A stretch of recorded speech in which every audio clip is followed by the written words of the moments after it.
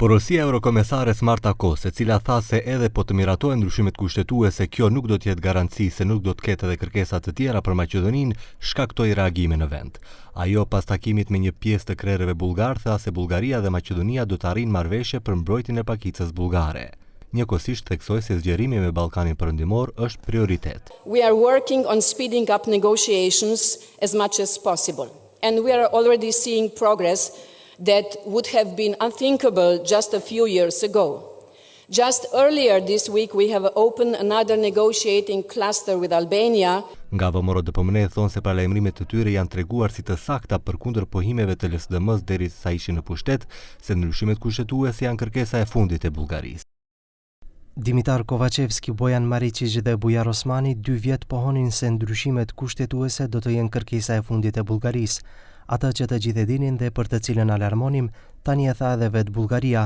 Ministri për punë të jashtme i Bullgarisë qartë tha se ndryshimet kushtetuese nuk do të jenë kërkesa e fundit. Nga LSDM mbeten në qëndrimi se korniza negociuese është dokumenti i cili tregon qartë obligimet që duhet të plotësohen, ndërsa kërkesat e Bullgarisë mund të jenë në suaz të procesit evropian dhe të klastereve të përcaktuara sakt. Problemi, sipas nënkryetares së LSDM-s Kristina Kostova, është që qeveria aktuale nuk ndërmerr asgjë. ДПМН и владата предводена од ДПМН и Мицкоски не прават ништо, тоа е нивен проблем и треба да бидат прашани за истото.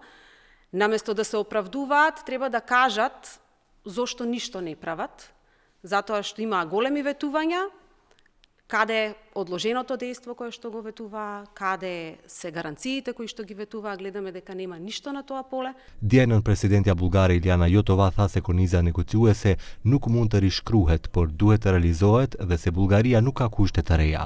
Në lidhje me këtë, ministri i jashtëm Zoran Dimitrovski tha se problemi qëndron në kërkesat aktuale të Bullgarisë.